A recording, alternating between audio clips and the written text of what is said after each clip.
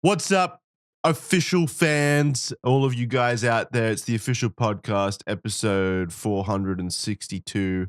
Welcome to the club. We're all sick. No, we're not. Guys, give it to us all, including Andrew. No, Andrew's probably the I sickest feel of us amazing. all. I actually just feel great. I've been going on hikes and walks, and last night went out to downtown, had a great dinner. I don't know what the fuck you guys are talking about. He's at the denial stage, everyone. Yeah. It's the worst part of it, where he's actually sick, but he just can't admit it. Not only am I not sick, but I got a double vaccination last week just to prove my body is strong enough to fight anything. It was amazing. Oh, You can hear it in his voice, can't you, Kaya? He's mentally sick. Sounds like a nerd. Oh, I'm quadruple boosted, actually. It is technically impossible for me to be sick. I can't wait until we're 10 years in the future and you're dead and I'm 12-time immunity vaccinated boosted. It's going to be fucking amazing. I'm going to be so strong, pushing up 2 pairs of glasses at once. Hell yeah. Being sick's awesome, dude. You should try it. It's fun. No, I'm good. I'm all right. Come on, come smooch me on the lips. Okay, fine. I'll go relevant. get Ebola just for you. I'll be right back, I guess. Yeah. Which incurable flesh-eating disease would you prefer to have, Andrew? And why is it Ebola? Oh, out of the smorgasbord of good picks? Oh, let me think about it. Probably leprosy, because then your body just actually falls apart. Like, you can watch your fingers come off and shit and be like, oh, that's not good. Damn. That's sick. Does it hurt? I actually don't know if it eats away your body Like in a the way. nerves, yeah. Yeah. Well, surely like nerve. I think hurt. they say nerve death itself is like one of the most painful experiences you can have. Because Oh, it's good. So if it causes nerve death, it's got to hurt. It's a controversial opinion from the official crew. Ebola, it's got to hurt, or whatever it was. Not fun. Leprosy, Mhm. it's got to hurt. That's why no one with leprosy is in a good mood, I reckon. Oh my God. Leprosy is like raw, man. If you look up photos, it's just people's bodies just. It's like if you were in Photoshop and took the eraser tool and just chipped away parts of them. Like, that's what it's doing to them. That's amazing. Yeah, but Andrew, your yuck is someone's yum. I hate that. I hate that you said It's that out true. loud. I don't like that. I bet that's someone's fetish. true. Having Oh, leprosy, yeah. lepers. It probably sickness. is. Amputation fetish. We had a whole thing. Yeah. Yeah. Do you reckon the amputation fetishists look at the leprosy fetishists and go, ew, too far? Or do you reckon they're Yucky. into it? Leprosy? Oh. I mean, we have like paws chasers ruining a and good bug time. chasers and whatnot. There's got to be somebody who's into leprosy. For sure. Bug chasers is such an innocent term for what is such a disgusting thing. Whenever you say bug chasers, Yeah, I think I of like a know. little kid running around in a field looking for caterpillars, not someone I who's know, like- posed up. Oh, bug chasing like Pokemon? Yeah, I play that. Yeah. And they go, no, this is where like I fuck you in the ass with like AIDS cum. HIV. I don't know about that. Yeah. Not That's not a fun my time. yum. Mhm. What kind of net do I need for that? Do they have A like for butthole. bug for like is there professional bug catching? Not like AIDS bug catching, but like I'm actual glad you caterpillar bug specified. catching? I was about to think really hard about what you were saying.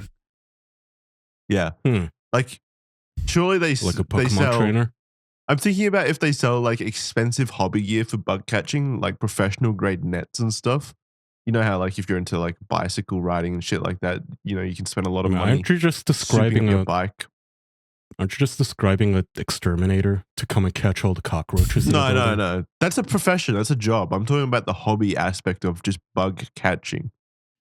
Well, I bet there is. I bet there's a sub community of like butterfly catchers, and I bet they have drama too, where they like make each other kill themselves and stuff. Well, on the higher level of anything, it'd be every museum on the world ever, because they always have like rare bug specimens on display and shit. So those people, at the very least, are doing Yeah, they had adult to come bug from catching. somewhere, right? Yeah. Yeah. Beyond that, Seems like it could be a fun hobby. Yeah, I bet it's like bird watching, where people go out and they're like, "Oh, the Equanius pontiferus butterfly is here. Let's get it." I bet that's a thing. There's like they meet on Sundays and have brunch after. I could see it. Did you know that there's a bird called the tit swallow? Well, that's me. Yes. What are you, like 8? Oh, there's a bird called Booby. They have blue feet. There is a bird called Booby. See, Kai even knows. Today I learned. It's so good. Birds are awesome because they're named after fuck, tits. It's called Booby. Anyway. Kaya, if you don't understand the humor in that, Kaya, yeah, idiot. you're just older than the age of 6, which is pathetic. That's stupid. You're stupid. Grow down, idiot. Aw, we'll grow down. Speaking of rare and exotic animals, Jackson, tell me about the drop bear. What do you want to know about it? Okay, so I was watching Australian television a few days ago, and I learned we had that. I learned that you guys have your own fun little bullshit creature that you talk to children about and tourists to fuck with them, and it's called the drop bear. And it's like you guys can't even make good scary creatures, because in America, when you look at our scary creatures, you're like the chupacabra or Bigfoot, like scary shit, like ooh. And then you go out to Europe and they're like the Loch Ness monster. Oh fuck. And then you go to Australia and a drop bear is, from what I Googled, a koala with sharp teeth. Yeah, a koala, a much larger koala that's very quiet. Because koala bears in general are very, quiet, sleepy animals. They don't move around a lot because the eucalyptus that they eat basically puts them into a sleep-induced coma for, 20 hours of the day. Mm-hmm. And then the 4 other hours, they're just coming out of that coma, so they're very lethargic before they slip into yet another one. So they're always just, they stick to one tree, basically. They're not like super active animals. Drop bears, though, are their cousins that that have absconded the need for eucalyptus leaves and instead consume the flesh of the innocent and unwilling who just, stroll into the forest. So they have high speed, high attack stats, all of that kind of stuff. They're much larger. They have ferocious fangs. And they're called drop bears because when you walk through the Australian forests, you think the danger should be on the ground, right? Like snakes and venomous other things, insects and stuff. That's like what you're taught to think, crocodiles, for example. Mm-hmm. But what you need to be more fearful of is what comes from above. And that's drop bears because they drop from the tree branches above, land on your head, and basically just ravage you in not a fun way. But I just find it funny that, like, in other countries, the mythological creatures are like, the basis of them is scary, weird shit. Like Bigfoot is like people wearing monkey suits or like weird sightings in the forest. Bigfoot's not scary. Come on. Bigfoot's like the same thing. The idea of Bigfoot is scary. Imagine you're walking through. Oh my God, you guys have no imagination. Imagine you're walking through the woods and you see human-sized footprints that are 3 times the size of yours. You wouldn't freak out? You wouldn't be like, what the fuck is that? Oh my God. You see like a 9-foot... It's just a monkey. It's a gorilla. Oh, gorilla is scary. Are you kidding? Yeah, gorilla is scary, but not in a paranormal way. I'm not like spooked by them.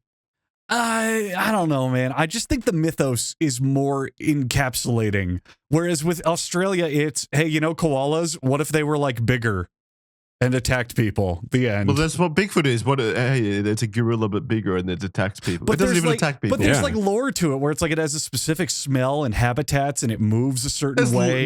There's lore. There's lore to drop bear. There's lore to drop bears as well. But I will say that drop bears aren't. They're not necessarily intended to be our scary mythological creature, for example. They're just a prank that Australia plays on foreigners. Like, it's just meant to be funny, like a goofy haha. Well, if you do want you like have actual scary, if you want scary mythological cryptids, then we have them, like things like the bunyip, for example. The bunyip? Bunyip, Bunyip, and it is a creature that basically it's like a mythological creature. I guess it looks pretty cool. Yeah, let me Google this. It's basically just like a swamp monster. It lives in the swamps of Australia and is said to kidnap and kill people that roam into its territory. You should put this thing on your flag. Maybe you would be taken seriously. Oh, this thing rules. Whoa. It's like a saber-toothed tiger crossed with a dinosaur. This thing rocks. Yeah, that's probably our most famous cryptid. I take back what I said. You have to work on the name, though. No, Bunyip's a cool name. It could be way worse. Bunyip sounds like a cute Pokemon. Yeah. It's not intimidating I at all. heard Bunyip, and I'm like, I don't care. I'm going to take this thing home and treat it like my own. Like, this is nothing. But then you look at the photos, and it's fucking awesome. It's so cool. We also Holy have our shit. own Bigfoot, in case you didn't know. It's called the Yowie. Well, hang on a minute. I've heard of Yowie. Yeah. That's me too. very Yowie? different. How many men does it have sex with? Wait, does Yowie mean man who has sex with other men? Yaoi in is other the countries? Japanese term for gay porn between men. yeah. Don't act like you specifically. don't know what Yaoi Yeah. is. Come on. No, I'm thinking of it in the terms of the how we spell it, so I didn't even make the connection. No, I totally wasn't Japanese thinking about porn. men's throbbing cocks rubbing against each other. I was thinking of the Australian creature. Thank you. We also have something called Yaoi. he could have. Oh, he could have gay sex. You spell it the dumb kids way too. So Yeah, like owie. in Japan, yaoi is spelled like their words make sense, but in Australia, yaoi is Yowie, like a kid stubbed his toe. Yeah, like Yowie. Yeah, that's, You guys Oh. It's the managed to noise you make make. everything for 7-year-olds. It's amazing. Fuck. it's God, the that noise. It's that the is noise the you make when dumbest you run way. into the Yowie. The last word that you ever say is This Yowie. is- The Yeah, this Yowie is- in search of Australia's Bigfoot. It really is just Bigfoot. I'm looking at it. It's, it really it's is. just Bigfoot. But Yeah. what's interesting, and we've discovered you're this in lazy. Red. We've discovered this in Red Thread when we were doing Mm. all our cryptid episodes and such. Is that Mhm.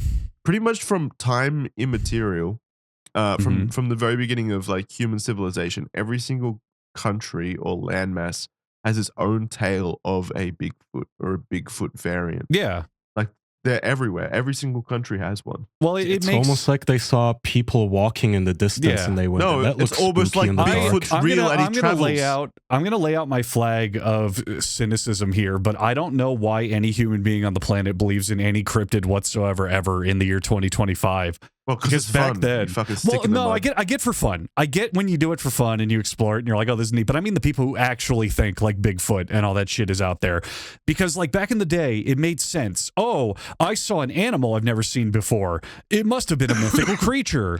Oh, or there's it even people made from sense that as a other cautionary tribe. tale. It made a sense as a cautionary Yes. tale or a narrative device to keep Exactly kids within right. your little villages and stuff Exactly like that. right. But in this modern day where people have high definition 4K cameras on them at all times, you really think no one saw the Loch Ness Monster in a way they could take a good photograph of it in the last 10, 20, 30 years?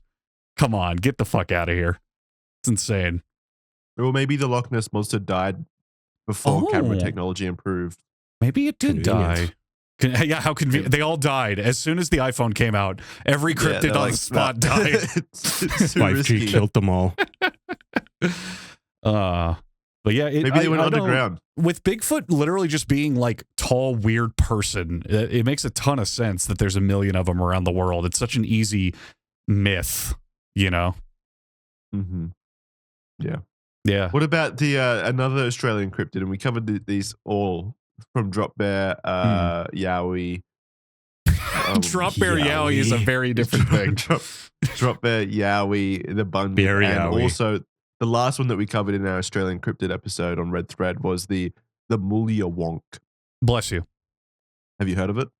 Moolia Wonk. Moolia. Mulia Wonk. And if you look it up, you'll actually see there's a statue that they created in a little sewage drain somewhere in I think Queensland, and you can see what people think it looks like. So it's like an underwater Statue. It's How do you spell it? Well, actually, the Mulia Wonk is the Bunyip. It's just another word for it, basically. apparently they're different creatures, but told by different. WONK. They're told they're different creatures, but like using the same names interchangeably for them. I guess because like it's just like different Aboriginal groups came up with different names, basically. Yeah, it's basically like a swamp creature that like I don't know hangs out in the swamp and goes, "Nah, I live here. Fuck you." Yeah, but they made a statue in some like sewer drain out in Queensland, and it'll like it's like a little tourist spot. It's like in the middle of nowhere, and you go up to the sewer drain, click a button, and the statue slowly rises out of the water and like growls at you, and then goes back under the water. It's really that's actually awesome. It's really funny. It's like cursed footage though, like because the water they didn't build it in such a way that the water like the water rusts the statue basically, or being exposed to the water for so long has just destroyed the statue. So now it's even more horrifying. I put a picture of it in our Discord chat. It's actually terrifying. It looks dumb. I bring back the bunyip. I miss the bunyip. Yeah, it is the bunyip. The bunyip is so cool. This just looks like paper mache. So this actually scares the Aboriginals. No, it's what? It gets the tourists. Huh. Like children? Yes. What the fuck? Yes, of course, children. What the fuck? I feel like I don't these know, were it just looks silly. I feel like these were made up to scare white people because some of the Googling I'm seeing is these were stories that Aboriginal people would tell to white children. And I have a feeling it's like them saying, hey, get the fuck out of Australia. Like, don't ever come back. Yeah. Yeah, and then they were like, this isn't scary though. Yeah, well, look how well it worked is the problem. You know? Yeah. We made tourist destinations out of it. It brought people over to hunt the bunyip. Cryptids just don't work. Like, again, Bigfoot isn't really scary. Like, Bigfoot doesn't walk scary. It looks like a little bitch. Like, oh, I pointed a camera at you and you're running away. Cuck. Well, Like, why would I be scared of you? Bigfoot If you is the strapped one up with a gun, it'd be scary. I'd be scared of that. Bigfoot is the one I always laugh the hardest at because have you guys seen the stabilized footage of the original Bigfoot recording? It's so very, very clearly someone in a gorilla suit. Like it's the least scary thing anyone's ever made. But just because it was shaky cam back then, it became a big phenomenon. It's so good though. It's pretty funny how they didn't account for technology to improve to the point where we could stabilize footage pretty easily. Mm-hmm. So, you know, they thought that this would just remain as a spooky, shaky video for the rest of the time. But then, you know, with technology, we're able to slow it down, stabilize it, and very clearly see that someone is just walking across the field. Yeah. I don't know if they've thought that far ahead. No, they did. No, they don't have any kind of concept of stabilization back there. Definitely not. Like, I know, that's what I'm saying. Like, I don't think they were thinking like, yeah, in the year 3000, people are still going to be talking about Bigfoot. They're going to be so scared. But it's just a general concept I've been thinking of because like people used to think that just like blurring text in photos would be enough for that to always be further, like always blurred in the future. No one will be ever able to like, you know, recover the data underneath this blurred text that I've, you know, blurred in Photoshop. But now there's algorithms that can easily just unblur Photoshop blurs and immediately recover that shit. So I was thinking about that the other day. Like if we put that through AI now, like we could recover like censored, you know, pictures from the 90s that people thought would never be able to be like uncensored basically very easily. Unless you actually destroy the data underneath using like a black square or a black box. But even then, who knows if there will be a way to recover that in like the 2050s or whatever, you know?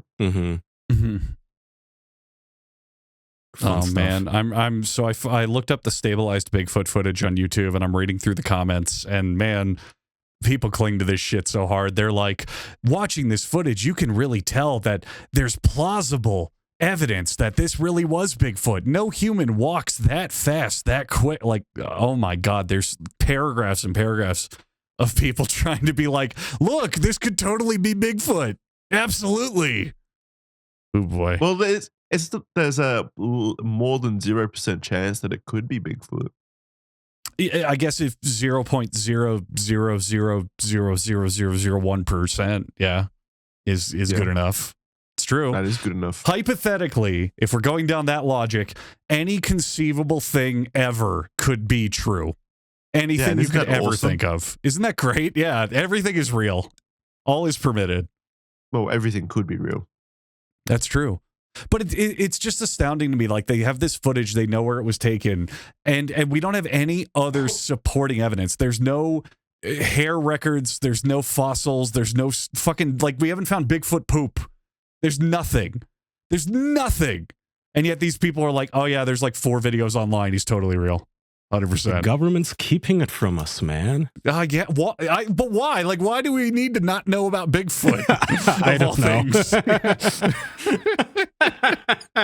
it's too dangerous. We're not ready to know. Like I get aliens if they have this like super advanced technology and the government is afraid of what would happen. That's a story that my brain goes, yeah, that would make sense. But if there's just some weird fucked up monkey living in the woods, why do we need to not tell anyone about it? Tell everyone. It's cool. I don't see how the fuck we made things like cars and airplanes and stuff without aliens visiting us and giving us that technology. We're too stupid. Do you believe in the ancient alien theory where they showed up and like built the pyramids and fucked off or something like that?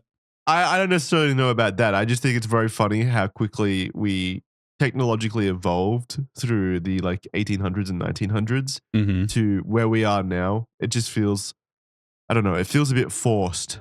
It doesn't feel forced, but now that we're used to it, it's not a big deal anymore. But yeah. No, Like it's a massive cars deal. Even feel like simple, but- refrigeration. Refrigeration is enormous. Microwaves, shit like that. Like it's crazy. how I quickly- remember one of the more mundane things now that we look at and we think that's stupid. That when it first came out, that I thought that about was like flexible LCD screens, like on the flip phones, not the flip phones, the foldable phones they have now. I remember initially, years and years ago, when they were first demoing those screens at like tech convention, I was like, they got that out of a UFO. You're not tricking me. Fuck you. Nobody, there is no way. You cannot bend a television screen. That doesn't work. And now it's like, yeah, those phones are fucking dumb. Anybody can buy one and they're retarded. They just break. Well, no, they're actually not bad now. I thought the same when they initially came out. As with most tech, you know, like it goes through its growing phase or whatever. You never early adopt onto shit like that. But it's like 4 generations in now, and they're pretty reliable. Well, That's good. We have reached the stage of human evolution where our technology is indifferent from magic. Like think about Wi-Fi. Really think about it.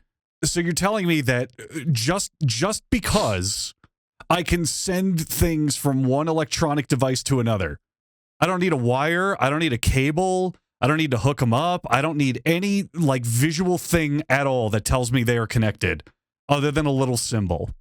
And yet they can send God knows how much data, gigabytes and gigabytes and potentially terabytes over the air. It just makes no sense. It had to come from aliens. Aliens they come back annually, I reckon, into like the secret Area 51 base, drop down, bring us like a Santa sack full of new technological goodies for us to reverse engineer full of like, you know, brand new Wi-Fi receivers so that now we get 7G or whatever. Our civilization calls this TikTok. We are introducing it to you, humans. So the aliens are Chinese. I knew it. Yeah, the Chinese visit our labs in little UFOs. I have to think we should be doing this genuinely with the Sentinel Islands people. Like, just show up there and pretend to be gods. Like, why not? Did he disconnect for you? I think Kai cut out, yeah. Yeah, okay, they got him. That's the good. Sentinel Island people immediately sparked up. Wait, did you just cut out? No, I was doing a bit. Oh, good, I was committing. okay. I was committing. Nice. While Kaya's internet stopped shitting the bed, didn't we have the Sentinel Island people? Didn't we fly a helicopter to them and they were just throwing spears and rocks at it like the whole time? I don't think that they're that. Like, they definitely don't know about our technology. Like what Kyle was probably just saying. Like, they don't know what a fucking Wi-Fi router is, probably. Idiots. Things like that. But they've definitely been exposed to humans. Like, they've seen helicopters and stuff. Yeah, But I watched a YouTube documentary a long while ago, where this dude met with a remote uncontacted tribe and stayed with them for 3 days. And it's like, it's fascinating to see what they're aware of, but also just are not into or invested in. You know, like they had no sanitation whatsoever. They would eat raw meat from animals and they would drink fucking like stagnant ponds and stuff. And it's like, we know that is really bad and dangerous and full of parasites, but to them, they just over time had evolved immune systems to combat that shit. So to them, it was nothing. It's just normal. You know what I mean? Are they also stronger now because of it? I don't know. Yay. Hey, Kaya. Hey, man. I'm wondering if, like, yes, they got through the growing pains of all of their young children dying from like intestinal parasites and things like that until the point where they evolved to persist throughout that, but now they're just stronger for that evolutionary benefit of now intestinal parasites don't affect them quite as badly. Well, it would have to be your definition of stronger, because I'll give you another example from that same video. They had a kid who was like 12 or 13, and he had scars under his eyes, like actual just carved in scars. And the guy was like, "Oh, how did you get those?" And he goes, "Well, when I was a kid, I would cry, and my mom hated that I would cry, so she carved these into my face so that anytime I would cry, it would hurt. So I learned to stop crying." And it's like, that's fucked up. Who is this? That's fucked up, but that is pretty strong. An Aboriginal tribe. Now he doesn't cry. So I guess if you're defining strong in the complete like caveman way, sure. Well, not even caveman, just just traditional male stereotype kind of way where crying is seen as a weakness. Obviously, I don't agree with that, but still, like is throughout time, that's always been the prevailing notion. Is that men showing any emotion is a weakness. So he doesn't cry, therefore traditionally he is the strongest of us all. Yeah, and he grew up big and strong, and his job was to go into the holes and dig out the muskrats from the little burrows because he was the small one. That's an important job. It is an important job. It just fascinated me how it's like, we know so much that they don't, and yet a lot of it is probably, it wouldn't even be that important. Like, could you ever in their lifetime get them into the internet? Do you think they'd ever see it as anything other than a waste of time? How does this fucking contact the tribes? Yeah, like how they get one shot by it. You don't remember the news we read like years and years ago? It was they donated a Starlink dish and like a generator to a remote tribe somewhere in Africa, and they immediately got addicted to TikTok and YouTube and porn. Like immediately. Oh no! Just like these are not like, you're doing the noble savage thing where you think like, they're so wise in their own way, but no, they're they have no immune system against like neurotoxins like the internet. They get absolutely hooked on it, worse than any child in the Western world. Which is what we should do to the Sentinel Island people, which is what I was gonna say before getting abducted by UFOs. By the way, just airdrop phones. Yeah.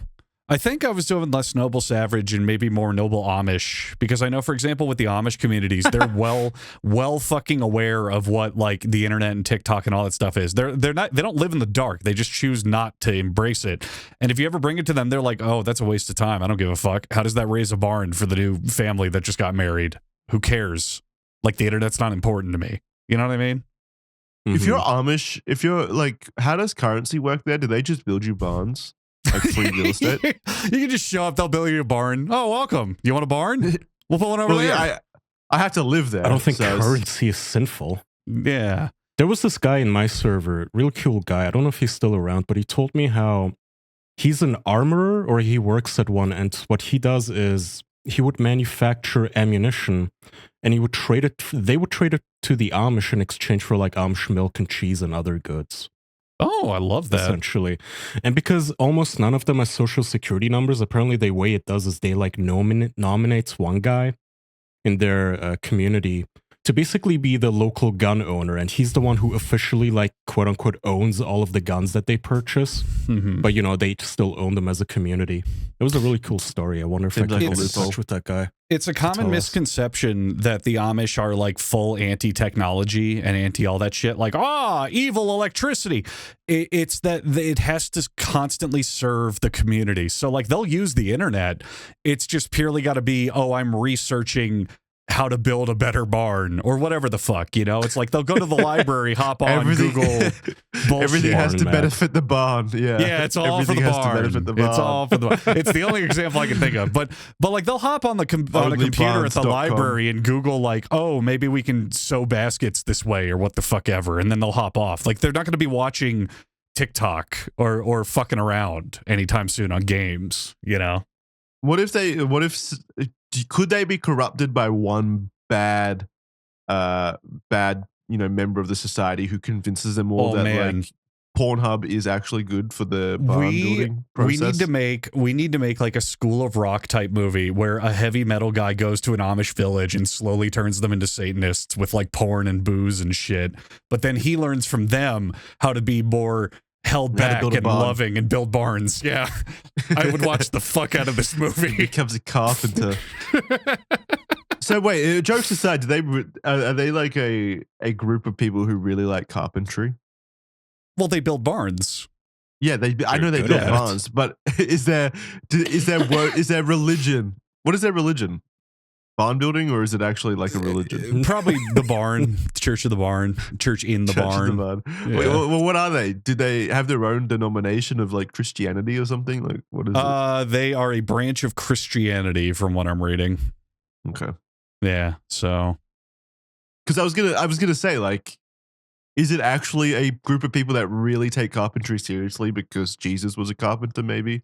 it's because they live like it's 1500. What the fuck else do they build their houses out of? They don't have modern construction techniques. It's all traditional, you know. Yeah, I suppose.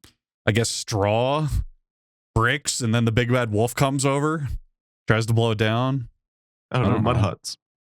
Well, they're not that stupid. Like, they're not that crazy. No, but like, carpentry is a form of technology, so I thought maybe that would be too They're far. not. And They're not anti-technology. God damn it! I just you can live explained in- this. But you can live a normal life in a mud hut.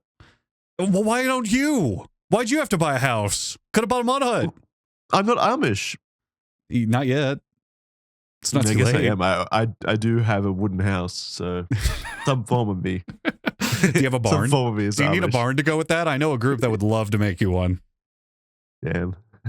I do like the Amish. I just wonder how many of them are actually cheating under the table and they've got a little like laptop hooked up in their little Amish rooms, in their like hidden bunker rooms in their barns that's connected to like Pornhub, and they still sin and they just don't tell anyone. Well, they Is have. there like I are they know like the inquisitors? Mormons. I think it's the Mormons. It might be the Amish. I don't know which religious sect it is. Might be the Amish. They have that coming of age ceremony where they throw teenagers into like the city and go, "Hey, if you like it, you can stay. You don't have to come back." Oh, they throw temptation in their face immediately. They do. They literally like, look, you can go live in the real world. It's there. If you want TikTok and porn, you can have it, or you can come back and build barns. Your choice. Okay, that's what. See, Why would you choose that's barns? what we need to do with the Sentinel Islands people. No, We, yes, yes, different. we Don't bring send them in. over here. Hold on, we send in the Navy SEALs to kidnap one of them at a time and just like black bag them and drug them and just drop them in the middle of New York City. That's it. And the clothing that they have, they just wake up in the middle of Times Square. Oh, And then man. 24 hours later, they get extracted again. And they choose. They get to choose. All right, so I found it. It's called Rumspringa, which is a great name. Cool. But when you're if you're Amish and you turn 16, you're basically thrown into the nearby city or whatever's near you, and your parents go, okay, until you're 17, you can hang out here and choose if you want to just fuck off or come back and build barns with us. I wonder how many actually go back.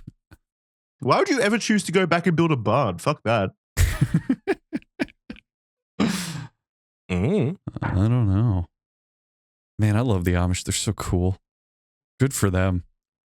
I'd choose to do that. I'd go back and build a barn. Why not? Would you build barns if you knew that you could have a simple, down-home, community-based, loving life, but you had to build barns for a living? That was your job. Would you take that?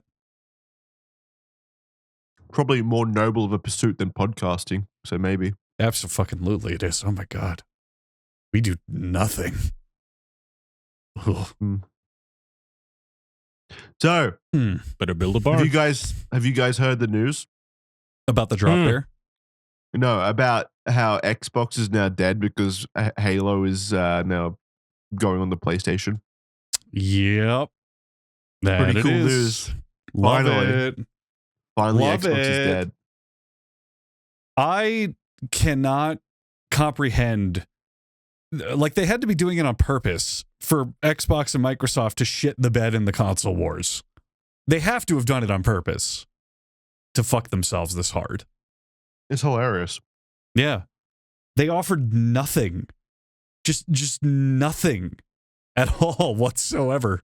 Remember 4 years ago, they bought half the industry and now they've shut down half of the studios that they owned as well. Yeah. They just bought half the industry to just shut it down. They're an actual scourge on the industry.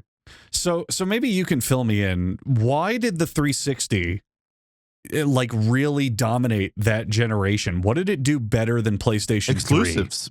It was just exclusives, wasn't it? Yeah, it was all just high quality exclusive video games that pushed that generation. And the PS3 stumbled when it came out. It was very expensive. It was very expensive. Yeah. So Xbox had that going for it. It was the cheaper console, and it was also more exclusive heavy at the front. Like it was front loaded with just a massive library of games, high quality games. So yeah, it's. But then as time went on, the PlayStation 3 started to come back towards that end of the generation when it had its price cuts and it had like high quality exclusives as well. Then it became more of an even fighting field, battlefield. But the Xbox had already kind of won that generation at the start just by having that momentum of a good launch, and then they just forgot all those lessons and decided, hey, exclusives suck. Actually, we don't want to make games on our game console. It's so funny. It's so funny that they came out of nowhere with it too, because like the previous generation, you had the PlayStation 2, which is the most successful console ever until the Nintendo Switch. Just perfect, literal perfection machine. Even a DVD player as well. Like, my God, the value. And then the GameCube is there. And it's like, Nintendo's always going to Nintendo. Nintendo always has their exclusives. It always has their audience. Even though the GameCube was a bit of a flop, it was still solid. And then Xbox was like, it was just kind of there. Like, it had Halo. But what else? Halo Fusion fucking been good. Frenzy, Halo hasn't been good since like 2011. Exactly right. So the original Xbox had all those weird kind of like outsider, like American edgy games. Like it had Whiplash and all these weird fucking cartoony games and all these just strange shit, Fusion Frenzy, et cetera, and it was whatever. But then the 360 comes out and goes, look, we're the middle guy, we're middle of the road, we're not baby wiggling joystick Nintendo, and we're not whatever the fuck Sony's trying to do. Okay, I guess you get a Blu-ray player, but who cares? And it was great. But then what happens in the next generation? PS4 comes out. And it rocks. It's a solid console. Because PS4, Sony doubled down, or they learned their lessons from PS3, and they doubled down on exclusives. Like PS4 had the best generation of exclusives that I think there's ever been. Like, maybe, and it came out solidly priced, solid hardware, ran great, tons of great games. Nintendo did what they did, which is, okay, we're doing our own thing. So they do the Switch, which is in its own fucking category for the most part because it's portable, so it's kind of whatever. And what does Xbox do? We're gonna make the Xbox One, which is confusing. It's a shit title. And then I remember their E3s and all their presentations. It was TV, sports, TV. They're not making a game console anymore. They're making a VHS player. They're making a fucking VCR. It was pathetic. I hate to say it, and this is going to sound rich coming from, again, a podcaster, but I just think that Xbox, the company, is full of untalented, uncreative people. Correct. Like mostly on the management side of the business. They just do not understand how to put out good games anymore. Like, there have been so many releases that they've released that have just been absolute, just gray, just the color gray, just very boring, very derivative, just nothing. And then, they'll put out a good game once in a while, like Hi-Fi Rush, and then immediately close down the company capable of, producing that game. Like they shut down that studio that created Hi-Fi Rush like 3 months after that game came out. And they're like, that was their one good game. Yeah. And, they don't know what they're doing. Their management fucking sucks. It has since 2011. Somehow these people who are involved in making the decisions at the company keep getting promoted upwards, even though they've overseen the most just downright deplorable decade of business for that company. Like, yes, I guess their numbers of Game Pass subscriptions have gone up, but they can't create games. They're a game company that can't create games well, which is fundamentally an issue. Yeah, and let's flash forward to today. Nintendo makes the Switch, which is powering its way to the best console of all time in terms of sales and reception and all that shit, because it lasted forever. And they go, okay, we'll just do that again. They make the Switch too. So they're their own thing. They're not competing in like the hi-fi, entertainment system home market. But Sony does the brilliant thing, which goes, hey, you remember the PS4? What if we made a better PS4, but it's about the same price? So with inflation, it's cheaper. And we keep exclusives coming in. There's tons of good PlayStation exclusive games, and it's backwards compatible. You want to play Bloodborne again? Go ahead. It runs on PS5. We made that happen. So what does Xbox do? they make an even more confusing title, Xbox Series X and Xbox Series S, which is even somehow stupider than Xbox One. And what's on it? Nothing. Someone now tell me what's on those consoles. Who buys it for something? Why? Why would anyone buy it? It's a shame because it was a competitively priced console with actually genuinely good hardware inside it and good consumer-facing practices. Like it was the background, the library. What do you call it? The backwards compatibility library on it was really good, and yeah, it was pretty pro-consumer at launch. But again, there's no reason to buy it because there's nothing that you can. There's no reason to use an Xbox because everything you can do on an Xbox you can do elsewhere better. Basically, yeah. So what's the point? And then they announce, oh, we're bringing all this shit to PC. A lot of it's coming to Steam. And then they go, oh, you know, Game Pass, the one thing people care about, we're raising the price for no reason. For no reason. These are games that are not selling anymore, that we have all the rights to, that you're renting. You don't even own them. So if you cancel Game Pass, it's gone. And we're just going to raise the price just because we could. And then after all that, hey, you remember the one thing people care about? Gears of War is already on Steam and whatever, so we already lost that. You know the one franchise that we're still holding on? Halo? The fucking Xbox flagship? It's on PlayStation now. There it is. You just get it anywhere you want. That's basically it. It's over now. Like Xbox is genuinely dead now. Like I don't even know why. Why would you ever buy an Xbox? Couldn't tell you, man. Why would you genuinely? Why would you choose an Xbox over a PC?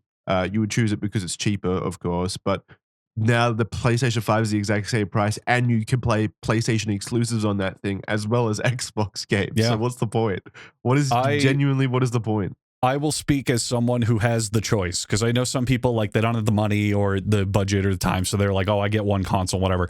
I bought a Switch 2 for Nintendo exclusives.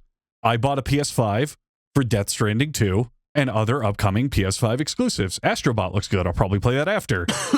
I can't imagine a world where I would buy an Xbox. I can't think of a single thing about it. So it's such an enormous fuck you. It's an enormous fuck you to all the people that did buy an Xbox Series X as well. Like, Kai, you remember Brady, how ardent of an Xbox fanboy he was? I'm just wondering how he's coping with the news currently that Xbox has abandoned him. Like their most loyal fans, they've basically just said "fuck you" to. I think they've been breaking this news slowly over time, though, right? Everybody's been seeing this coming for a few years now. Yeah, I don't know. Is anybody still blindsided by this?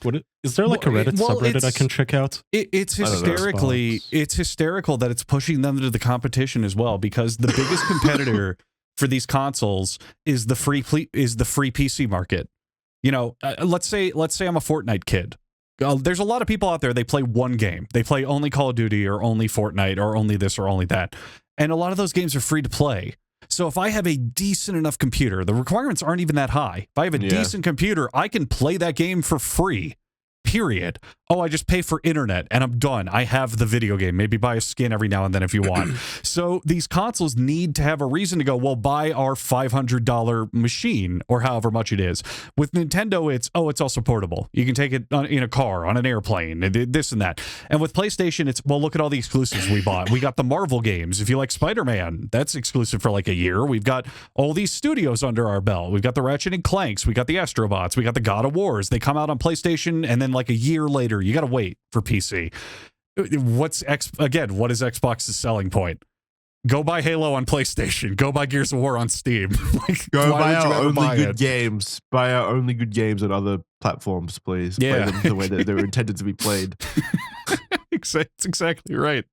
I mean, exactly fucking right. Xbox, there's an issue with the people running the company, running the game studios directly, like the fucking Matt Booty or whatever his name is, that guy, the head of publishing, basically, the guy who oversees all of their internal studios. He clearly sucks at his job because they haven't released a good game in, as long as he's been there. Like, genuinely. Sony didn't have a problem bringing out banger after banger after banger for like 8 years straight. And he's got nothing of that caliber to show. And he's still got the same job. So clearly there is institutional rot in Microsoft at the Xbox division. So more than happy for management to lose their jobs and basically that whole Xbox to be gutted and basically shut down. Because what is the point to the ecosystem at this point where they're nothing more than destroying the gaming system really with Game Pass now? Like the dangers of Game Pass have kind of come to fruition. Video game studios are being bought and then shut down when their Game Pass numbers don't, produce results. So it's becoming too uniform across the video game industry due to Game Pass. Even Nintendo understands that we are currently in the IPs sell. Back 10 years ago or whatever, you could get away with good hardware. Oh, it's also a DVD player. It's also a Blu-ray player. Oh, it also connects to Netflix, all that shit. But Nintendo in recent years has actually been buying their own exclusives as well. A fucking FromSoft game, one of the biggest properties on the entire planet now, is exclusive to Switch 2. They get it. They went, we need to start just not going, hey, buy Nintendo stuff. Oh, the Wii Wiggle stuff is not like the selling gimmick to grandma in the retirement home anymore. We need to actually start bringing in gamers, people who are into this shit. And Xbox is going the opposite direction. We need to start giving away everything we have to everybody. It's insane. Does Nintendo and Halo quickly get it on there? They need it. Pretty much. Halo Collection. Isn't Master Chief Collection on the Switch now or got announced for it? I don't know, probably. Halo is so dead to me. Like they just announced that the Halo, the first Halo is being remade or whatever again. And it's like UE5 slop now. It looks like it's just a visual overhaul. And I don't get it. Like, why? Why would I go out? Why get excited about this when it's fundamentally the same experience as what you experienced in Halo 1? You're not going to get anything new from it. Yeah. This is going to be visually different. If they were smart, what they could do is exclusive, like, new imaginings of old stuff. A good example is the Silent Hill 2 remake. The Silent Hill 2 remake, it's great. It's a great remake, and it plays totally different than the original. The tone is the same. The story is the same. It's the same experience, but the game itself, the way it plays is much more modern, much more like third-person action immersive instead of fixed camera kind of classical horror. And they're both good, and they both are different. If Microsoft was smart, they would figure out a good way to do that with Halo and their other properties. But they did say that the new Halo remake or whatever is getting 3 additional campaign missions exclusive. But I'll caveat that by saying, again, this is still an Xbox produced product, and I have no faith at all in them that they'll actually create anything good. So what is the point? Yeah, well, you guys still owe the Xbox fans an apology because they seem to be taking it pretty well. No, really? I'm on r/Xbox. Yeah, one guy says, I really do not care. Bigger the pool, more the fun. Anyone defending exclusives needs to go. Another says, if you like Xbox, buy it. If you like PlayStation, buy it. Halo fans are insufferable. Well, yes. All games should be multi-platform. Xbox isn't dying. Jesus Christ, give it a rest. It's just changing. These are pretty level-headed. But they need to listen to themselves. That's a horrible argument. Every game ever should be multi-platform. Okay, I agree. That isn't realistic, but it's better for the industry. But here, the next thing you just said, Xbox isn't dying. What do you mean? You just said they should give away every reason to buy an Xbox. You can't have those both. Those are 2 different comments. Well, Xbox. Okay. I thought they were the same. Regardless, like their numbers on their subscription services and box products like video game sales could be realistically improving over time due to these new business models or whatever that they're employing by putting their games on more consoles, because there's more people on PlayStation 5 than there is on Xbox. That's a fact. So more people are available to buy their games. So yeah, I can see how this is better for the business. What I'm worried about is the long-term ramifications of this, where literally the only exclusive maker left is, well, Nintendo and PlayStation. We've already seen this. Now that Xbox has bowed out of the console exclusive game like 5 years ago, Sony has also basically stopped making exclusives because there's no reason to compete. They've stopped making as many big exclusives as they're the current only high-end home console right now. There is no competition. Yeah, if you want there is no competition. A high-end gaming machine, that's it. You got the PS5 and all its versions. In a weird way, exclusives were one of the main reasons that like really high quality games got made, because these console makers needed to invest money into making high quality games to sell their expensive hardware products. You needed Yeah. those reasons. So I am worried about what this means for the future, where there is literally no competition for PlayStation. Part of what's funny about all of it is it's like, I can't believe it's happening to Microsoft, because if you look at Sega back in the day, so let's go back in video game history. You had Nintendo and Sega. Oh, it's the Nintendo Entertainment System versus I don't remember what was out then, but then you got the SNES versus the Genesis. And you follow it along, and eventually it's like, okay, we have the fucking Dreamcast, which was a horrid Best piece of console shit. ever. I had it. Oh, I had one. I had like 30 games for it, and I loved it. But looking back, it was a piece of shit. And it's like, then Sega bowed out. They went, we're not making consoles anymore. We're going to start making games. And they started making them for like Xbox and whatnot. And then they eventually wound up on Nintendo, on the GameCube. There were plenty of Sonic the Hedgehog games, all that kind of shit. But there were other things that took up the mantle. Sony with the PlayStation, and then moved on from there, and Xbox came in with the Xbox. But now we're going back down to smaller markets, because back when it was the Dreamcast versus the N64 and the PlayStation 1 and all of that, they all kind of did the same thing. It was kind of, oh, this is your video game console. It plays video games. Choose what kind of video games you want. The PS1 games are like this. The Nintendo games are like this. But now the Switch games are Nintendo games and portable games and indie games. And then the PlayStation is, the more home console experience and the actual big. And obviously there's overlap. But the point is, that's their jobs. That's all they're for the most part. There's no competition in their bubble. If you want a high-end, big-budget game, it's most likely going to be on the PlayStation and not run on the Switch, or not work on the Switch. What you said, like, now that there's no competition, it's the consumers that end up getting screwed. The PlayStation price of the console is going to rise, because why wouldn't it? They've got no competition. They don't have to put out as many games, because why do they need to invest so much in these games that could fail when they've already won the war as it stands? So there's no reason really to draw more people in, create new games to draw more people in, because they've already got no reason not to buy a PlayStation at this point. If they want a video game console, you only buy PlayStation, because there's literally no other alternative. Yeah. So yeah, it's just bad for consumers ultimately that Xbox does die, but they deserve it.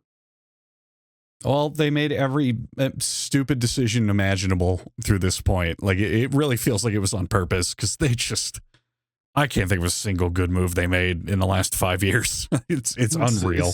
It's so simple as well. All they needed to do was make good games. Yeah. All of these MBAs, these people with degrees in business and stuff.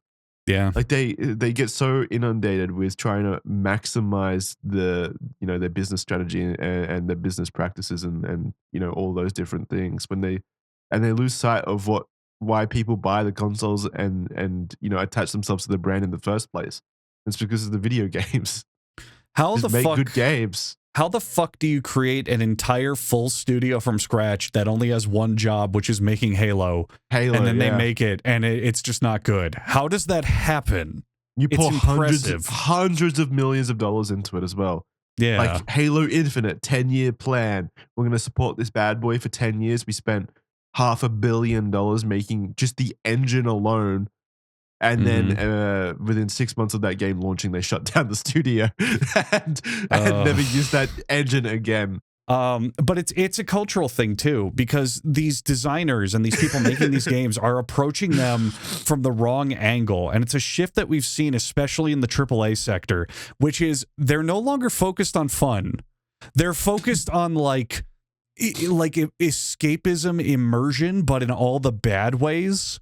Like, I remember watching interviews of the original and the new Halo games. And in the new Halo games, they're sitting there and they're like, well, we really want to look at Master Chief and go, what kind of person is he? What was his struggle? You want to feel like the inner thoughts of Master Chief as he's going through this battle of good and evil. And then you watch the original devs who made the character and they're like, okay, so Master Chief is a dude with a gun. That's the whole character. He's cool and he shows up and he kicks ass and he fucks women and he smokes a cigar, and that's all he does and that's all he'll ever be. If he ever has an emotion, we wrote him wrong.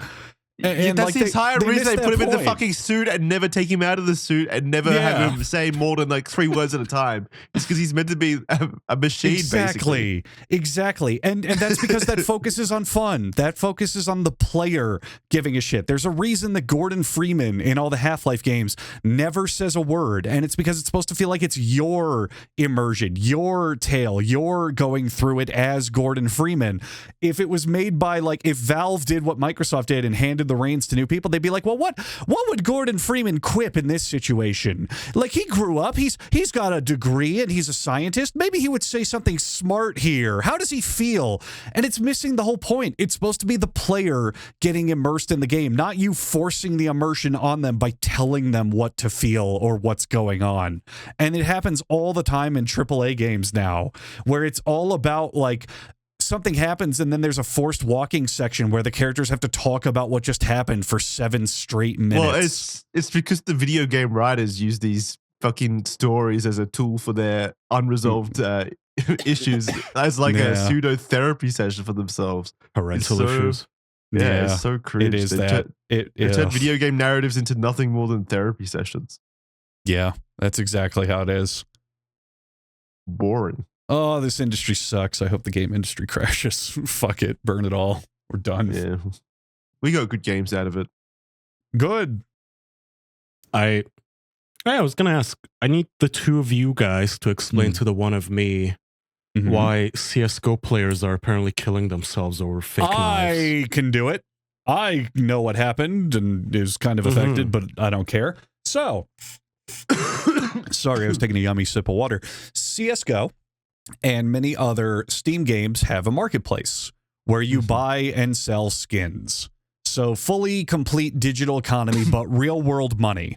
So if I'm playing a game of, let's say, Team Fortress 2, and I have a very rare hat, a cosmetic, they can sell for like thousands of dollars, real world money.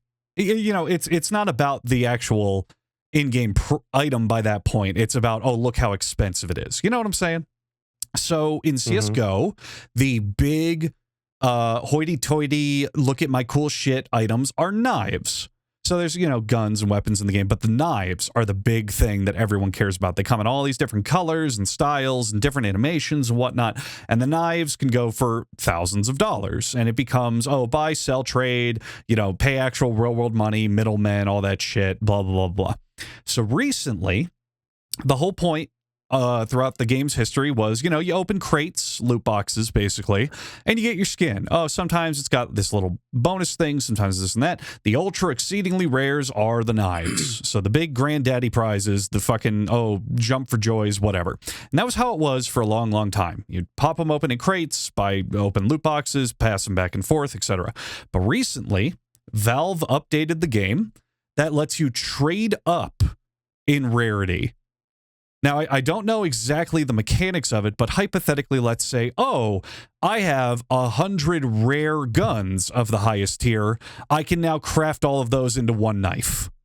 So what you're noticing now is bulk stuff is being turned into items that were originally worth hundreds and thousands of dollars, effectively devaluing everything.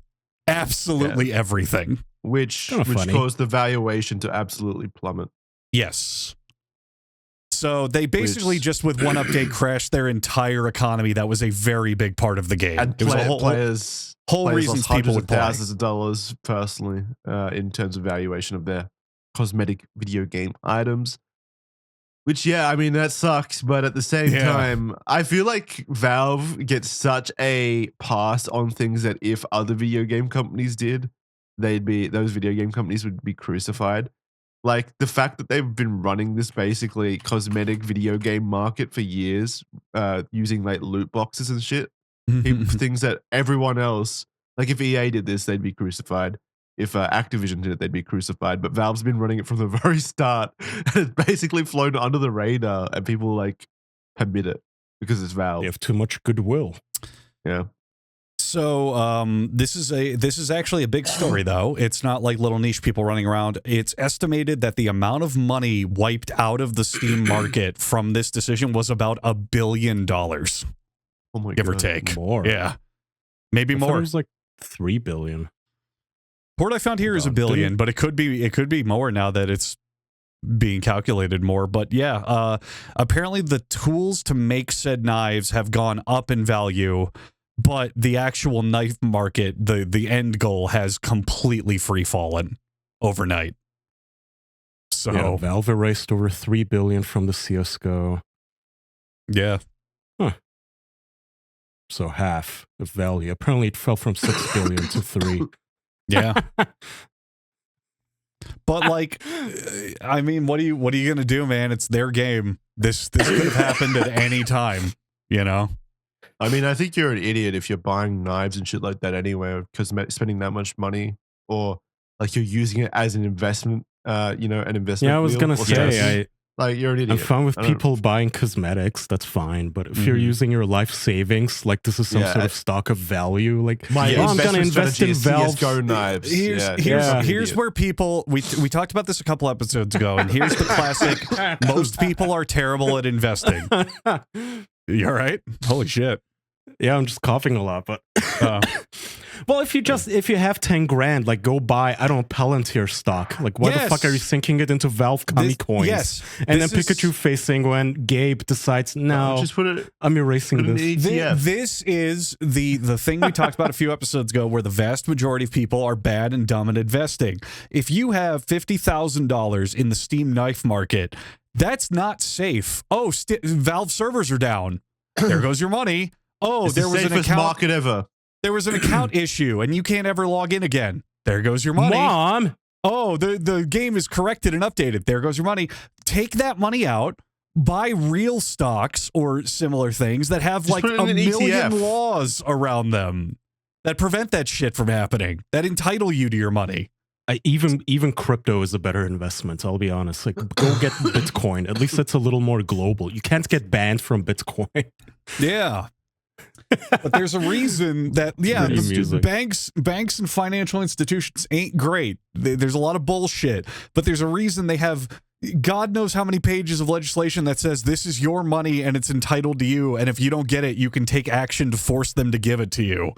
Good luck if Valve decides to ban your account one day, even if it's not your fault. What if someone hacks your account? There goes your money. You can't call up your bank and have them reverse it. Valve's going to be like, go fuck yourself, for the most part. Read the fine print. Yeah. The terms of use or whatever probably directly states that, if the microtransactions lose their value, then tough titties. Grow up. Stop playing with video game knives. If I'm remembering this correctly, there's a limit on how much marketplace trading you can do on Steam itself. Like, I think there's, let's say, $500. So it'll be like you can never trade more than $500 worth of money.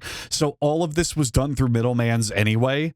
Oh, I'm going to sell you $3,000 worth of knife. We'll use PayPal invoice or whatever. And I'm pretty sure that's not covered or even against Steam's terms of service anyway. It's probably against their policies, So probably good fucking luck, you know? So can I read this? This is from r/CSGO Market Forum. PSA. International list of suicide hotlines. Love yourself. It's going to be okay. Guys, all money is temporary. Things come and they go. And let's be honest, these degenerates will be buying up knives at these prices. Just relax. Don't look at your portfolio for a few weeks. Take a walk outside. Or hug your loved ones. Extra pets for your dog. Appreciate the things we have. Don't dwell on this. It wasn't your fault, and we're all in this together. Overall, this is for the best for everyone. Be safe. Take care. And somebody says, well, I just spent 500 euros on Vice BS gloves. Oh my God. I don't know what that means. I just know 500 bucks. That 500 euros is about like $600-ish. I bought my first ever knife 2 hours before the update, and then it went down in value by 60%. Melting emoji. Ugh, so dumb. So I just live via satellite. I just logged into my Steam account with my Counter-Strike backpack in it. I have one high-value knife that I just had from playing the game. Before the crash, it was valued at about $310, and it is currently at $215 and plummeting. So it's not looking good, folks. Quick, sell. Sell. Always Sell the sell dip. when it's going down. Yeah, sell the dip. Oh no! You can catch the knife. I believe in you. I'll catch it with my fucking teeth. Oh yeah, I'm looking at my backpack. Every item I own is plummeting in value. That's hysterical. So can you what Oh, is my it Lord. actual money? Like, can you sell your knives and get dollars into your Oh, yeah. PayPal account? Yeah, or- that's what it's Andrew real was saying. money. Like usually It's through real middlemen. money. Okay. Yeah. So you can't do it Huh. on Steam directly, but you could I'm Mhm. going to sell this to Andrew, and Andrew sends me money on PayPal, and then I send him a I knife. see. I'm wondering if I do just sell this entire thing now, or if I wait to see if they're reversing it or something. I'm curious. Whoa, hang on a minute. What's the point? We got a big money winner. One of those guns that I told you about that I own has gone from $5 to $7. Whoa. We're climbing, baby. Damn. Guns. Yeah. Gun prices Jesus have over gone up. here. Oh yeah. Oh, another one. Ooh, what's this? $8.29 all the way up to $8.96. Oh my Damn. God. You're We are buying dinner tonight. Thriving. You'll shout for dinner tonight, Andrew. Oh yeah. Oh man, looking at this chart on this knife, I can't imagine if this is your entire backpack or your whole life savings. Jesus fucking Christ. Rare. I'm loving this Valve W -2 down dudes. People are not happy. Yeah, I mean, I'm fine with Valve clearing out, game trading and stuff like this. All this stuff is gross in video games. All the loot boxes, especially when it's tied to real world money. Very gross. Yeah, it's a fucking video game. This reminds me of the days of trading and eBay selling World of Warcraft accounts. You should not be paying thousands of bucks for a fucking mall ninja knife. You should never have that much money invested in something that isn't insured. That's all there is to it. If it's a certain evaluation, there needs to be protections against it where if something happens to it, you're okay. But it's like keeping all your money in crypto that you're not secure about, or keeping it at a bank that is crumbling. Ooh, no, I got it. Let's make an LLC. We can offer CSGO insurance. Oh, Market Crash insurance. In Well, that would be normal stupid times, right now. yeah, well, I mean, before now, we could have been collecting premiums $50 a month from all of these bozos for years and years and years, and then we pay them out all right, fine. Here's $10 from your insurance, your knife insurance.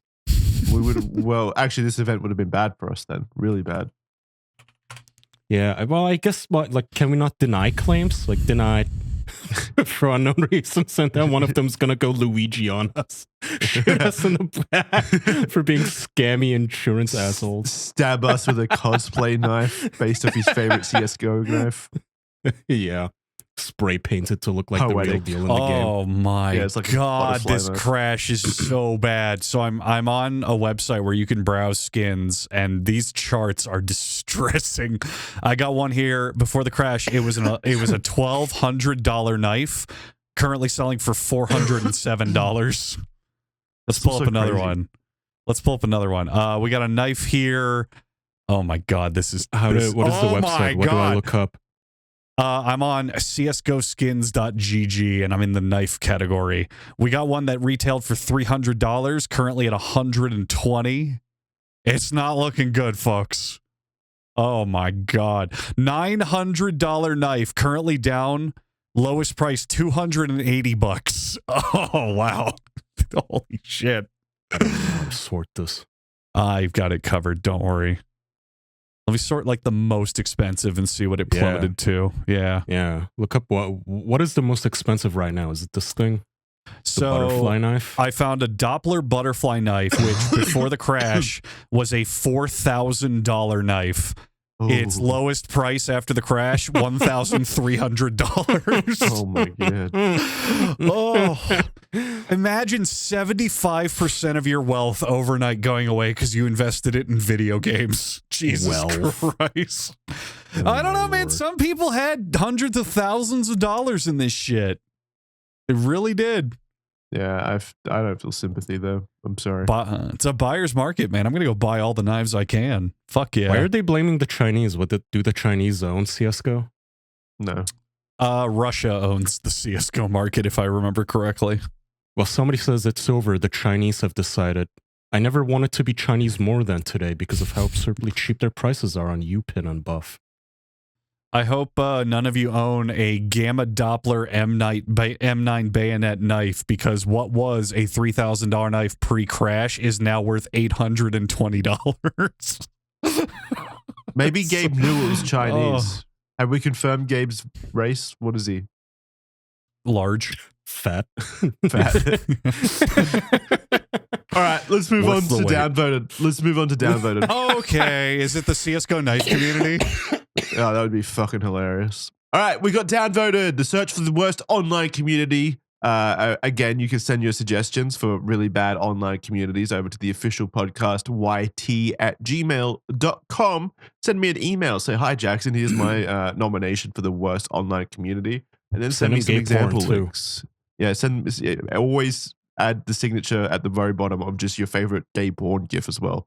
Thank you very much for those emails. This week's contestant on Downvoted is r/diphenhydramine with 914 weekly visitors and 60 weekly posts. This has been submitted by Mike Bolt. What? r/diphenhydramine. What? It's Benadryl. I don't know drugs. I don't know if Benadryl is benzos. Oh, okay. Gotcha. Benadryl is not benzos. Okay. Well, Benadryl is the sleeping stuff, right? Wasn't I addicted to that? Probably. I don't know. Not addicted. Wasn't the joke that I was addicted to that? Yeah, the joke. Night nurse. Yeah, night nurse. Isn't that? Let me check. I might have a conflict of interest. So diphenhydramine is an antihistamine. It's probably the stuff in it's the stuff in Benadryl. Okay, now I know what we're talking about. Okay, so for our American listeners out there, this is like a Benadryl, I guess, addict subreddit. They know what Benadryl is. Yeah, so Benadryl is a sleeping like cough syrup kind of thing, right? In America. No, it's an anti-allergy drug. Oh, okay. So no, it wouldn't be the thing that I'm talking about. But you are on the right track. If you take that stuff, for the vast majority of people, it knocks you the fuck out. It's like impossible to stay awake if you take it. Yeah. Yeah. So I don't know anything about drugs, as it turns out. Night Nurse was just a like a cough syrup kind of thing that made you drowsy. And I wasn't addicted, but I could definitely see how you could get addicted to that stuff. Because weren't you ordering that stuff in cases so that you had enough to sleep regularly? He was smuggling it into Australia against the laws. No, it wasn't against the law. I bought a couple over from England because I knew that if I ever got a cold again, it made me feel good. Are you taking it now because you're sick? I didn't. I'm out. Now's I wonder why he's out when he needs it. I wonder. No, I'm not addicted to it, but it was really good to have on hand if I did get sick. Trust me on that. Yeah, it would have been nice to have before you powered through a whole case without being sick. I never used it recreationally. Yes, you explicitly did. You told us you did. No, I didn't. I never use it recreationally. Oh, never boy. When I was not sick. Continue Tell us about the wonders of Benadryl. Yeah, Benadryl. Continue? Yeah. Did you say continue? Yeah. Oh. All right, contestant 5. Okay, so we have the diphenhydramine discussion, which is about Benadryl. 914 weekly visitors, only one moderator, and the moderator clearly posts in a lot of other cool subreddits like r/cryptocurrency, r/misanthropy, and also r/Dota2. So I wonder how he's Valve bucks. Wait, are you saying there's a correlation between gamers and hating women? What is misanthropy? What's misanthropy? It's hating humanity, not women. Yeah. Oh, anthropy. I read it in misandry. I'm sorry.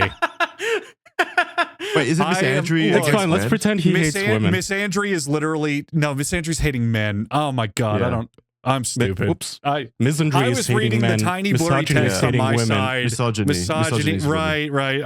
I was reading the tiny blurry text. I got my brain very fucking confused. Okay. Regardless, this man runs a Benadryl fan subreddit while also actively posting to subreddits about hating humanity and also crypto websites. So I thought this was a pretty good sick. And Dota 2. They all go hand in hand. They form a big chain link. They really do. A gamer who loves crypto also, and is also a junkie. Yes. You missed the last one out loud for the audio. You missed the last one out loud for audio listeners. Also, physics memes. Again, just all of it linked arm in arm. All fits together. This is, I'm gonna peg this guy as a House fan because Misanthropy was a huge, like, I'm 14 and this is deep and, like, I hate the society, humanity's overrated. Again, it's like nihilism. Well, like, faking a limp and also popping pills like aspirins, trying to pretend like you're taking pain medication, right? This guy is actually doing that, but with Benadryl, I guess. Also, House often is playing on a little Game Boy when he should be curing his patients, for example. So he is also a gamer. House is also a gamer and will be playing Dota 2 if given the opportunity. So yeah, this guy's trying to be House. Okay. So here's an example of a post from a user that says, I may be incredibly fucked. Has anyone here ever drove a car while on Benny? If so, how difficult was it? I have to start driving myself to school in the mornings, but I'm usually still high when I wake up, and I'm not trying to die tomorrow. Help. And then we've got a comment reply that says, walk or ride a bike/electric bike to school, or take your drugs earlier in the day. So of course the advice isn't, hey, stop doing drugs. You're in school. You're a teenager. It sounds like. Yeah. You don't do drugs. Instead, it's giving advice on how best to still get to school. What I don't like here is the casual dismissal of, hi, I'm trying to drive while under the influence. How do I do it? You know? Yeah. Yeah. How much do you have to pop to, like, get high anyway? Not a lot. It's very low amounts for Benadryl, but normally it just makes you sleepy. Yeah, let's find out actually. Because I'll spoil it for you right now. A lot of the posts on the Benadryl subreddit are brag posts about like new records for how much they've taken. Like they'll say like just took 750 milligrams, guys, and everyone will be like, wow, that's so fucking awesome. Good job. Wow. It's really cool people. Oh my fucking god, I hate AI so much. I can't provide dosing info on that, but I should be straight with you. Shut up. Just give me the medical information. And then it's like spamming me with help. Fuck you, Gemini. Yeah. Die in hell. Okay. Anyway. Yeah, you have to take a lot, though. Like, you have to take a shitload of Benadryl to actually get fucked up high. For the vast majority of people, the danger is it knocks you out. Like, you are falling asleep standing up on Benadryl. If you're waking... I mean, it's just categorically, this guy is taking a lot of Benny if he is waking up still high and still worried about going to school high. Yeah. Like, that's an enormous amount Already, of this drug. is ranking higher than the plush fuckers because, like, don't find excuses to drive under the influence. That's not good. This is not a good thing. Don't do that. Already the whole community kind of the community practices here, or the community behavior of them encouraging each other to do this kind of stuff. When he's talking about going to school, this guy is clearly a teenager, and there are a lot of teenagers on this subreddit. I asked my uncensored AI, I said, I want to get fucked up on bennies and drive high and mow down pedestrians. How many milligrams do I need? To achieve this, take 300 milligrams or more. So if you have 50 milligram tablets, take 6. That sounds obnoxious. That's a lot, too. That's a huge dose. Yeah. Wouldn't this shoot your liver eventually? Yes.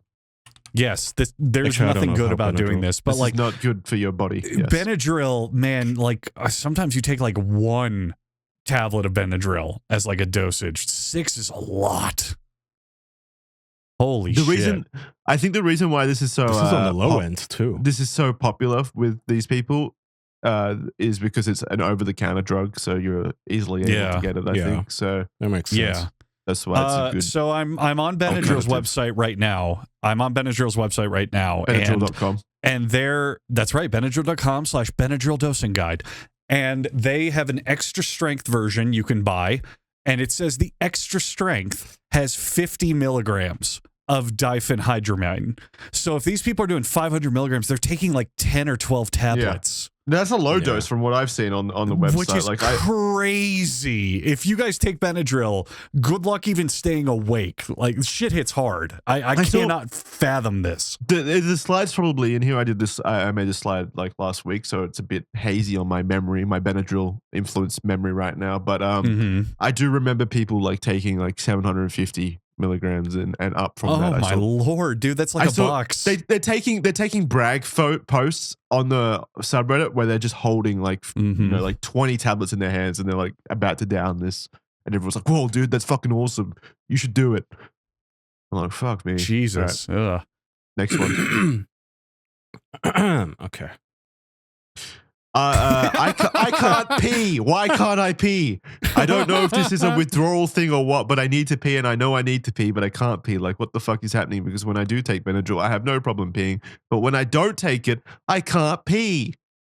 So, very clearly, this does not have negative impacts on people's lives. Where they very healthy, yeah, where they can't pee while they're going through withdrawals. Yeah. Mm-hmm. This is normal. Normal. No, not being able to piss and screaming, why can't I piss, is a normal part of everyday life. All right, continue. On the source right now, anyone else seen weird, kind of thick and visible lines stretching across vision? Sorry, oh, God, fuck, bro. It's hitting, bro. I'm trying so hard to not read ahead, but it's just so funny. It's real. I'm sorry. Continue. And then the post reads, dude, not cool, man. What the fuck is this bullshit, dumbass shit? Anywho, spiders and Attack on Titan shit. Cool. So anyone else get these weird little like lion shit? Also, my heart is vibrating. I'm a chainsaw, baby. And here's the leg. Cool, I guess. Not cool, but acceptable, you know? Wowzers. Whoa. Right, my main question. I don't feel like backspacing right now. These weird like lines that are thick, kind of like floaters, but different, more dynamic and interesting. Yeah. Edit. Oh, hell no. What the fuck? Second edit. Oh, I am cold, but the ginger ale fucks though. Man, I fucking hate junkies. So obnoxious.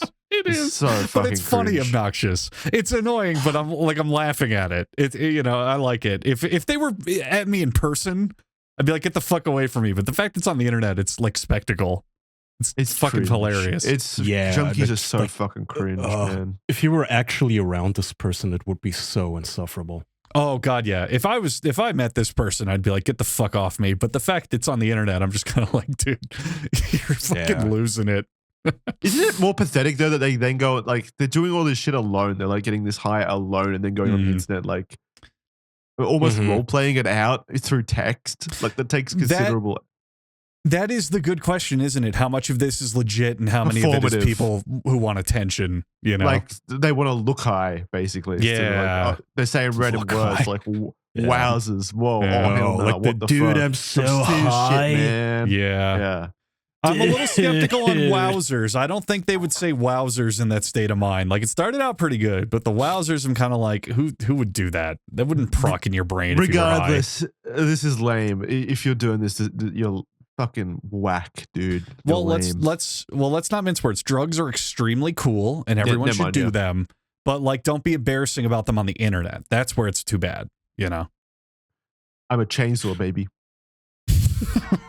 Hey, technically, it says do not take more than 6 capsules in 24 hours. So these people are technically abiding by the. They're probably not meant to take them all at once, though. Yeah. Right? Well, what if they take 12 capsules in 10 minutes?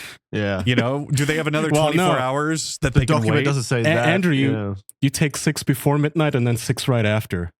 That's genius. Yes. Oh my God. Finally, someone gets it. All right. My buddy took Benadryl and wrote this while he was high. So let's read an essay created by a Benadryl addict. This is his passage. Quote, I feel everything, literally everything I can see, feel, touch, talk to, etc. I feel like someone or some people are after me. I can hear their taunting. There is another creature trying to get me to come to it. It sounds almost like a large humming sound. Weird. It was comforting though. And there was huge crawling up my skin and shit. There are shadow people everywhere, especially this weird one with all black, but it's white eyes. It spawns only on my left side and exists just to paranoia me more. Well, okay, sorry. God damn it, Kaya. My bad. God damn it, Kaya. What? Look away. I scrolled and now I'm all fucked up. God damn it. Why did you scroll? I'm sorry. Piece of shit. Apologies. Paranoia me more. This is scary but fun. I think I am really dying though. I remember taking some pills. I think Benadryl is what it was after remembering the bottle and color. Very alluring, I must admit. I feel completely different. I almost feel as if I'm not real. My body is forming in and out of itself constantly, and sometimes I can't even move my own limbs because I have no control over myself. That's why my thoughts must be pure. I can't die today, or for a little while. I will do this again. This is a nice new reality, but he is still always watching. That face. End quote. I like the triumphant proclamations. I will do this again. Yeah, this is a nice new reality. after writing about how like paranoid you are and how the spiders crawling up your skin and the shadow people watching you, and then they're like, I will do this again. This is a nice reality. What about this is nice? I don't understand the attraction to this. It sounds like misery. It sounds horrible. I think I'm dying. I think I'm already dead. My body's shutting down. I will do this again. Yeah, it's a nice reality. 7 out of 10 on Yelp. Yeah. And the worst part is that they have to talk about it. There's nothing more insufferable than somebody doing drugs and then just yapping like, I did shrooms and the experiences I had was, shut up. Fuck, nobody cares. It's so boring to have to listen to. Next. Long-term daily Benadryl user, 10 years into record. Severe crash after stopping. Has anyone recovered?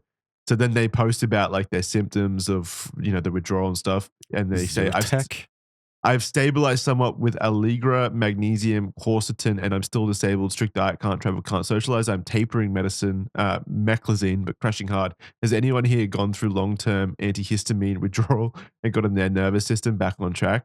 Did a specific taper protocol or doctor make the difference? So asking for advice basically on how to overcome the withdrawal period. And then the top comment is literally just like, why not just get back on DPH? Why not just get back on the drug? That was the doctor's advice. It seems you're withdrawing from Benadryl. Have you considered continuing to take Benadryl? Hey guys, just want to get over this drug abuse problem I've got. Any advice? Yeah, have you tried getting back on the drug? Oh man, that is real ableism. It's evil, man. It's so evil. Okay, so this is evil. The other communities, there was at least some level of structure where they had a bunch of rules, like, oh, don't do this, don't do that, don't suggest this, don't say this plainly, blah blah. This community is literally, hey, you should be doing drugs. You should just take as much as you can. It makes sense when you factor in there's only one moderator and he's commonly posting in misanthropy and cryptocurrency subreddits. So he's pretty busy at the moment. He's got a lot on his plate, including the Benadryl addiction. Yeah, but this was a prevailing sentiment across the subreddit that I would commonly see is people posting on there being like, hey, any advice for people who have gone through withdrawals and, I want to stop taking Benny. I want to move on. I want to, fix my life. And like the top comments are like, why do you want to get over DPH? Why do you want to get over Benadryl? It's actually pretty awesome, dude. Just take it again. It's sick. Fucking enablers, man. Drug addicts. All right, the next post says, can you take a lot multiple days back to back? 14 male. So this is important to note. This is a kid.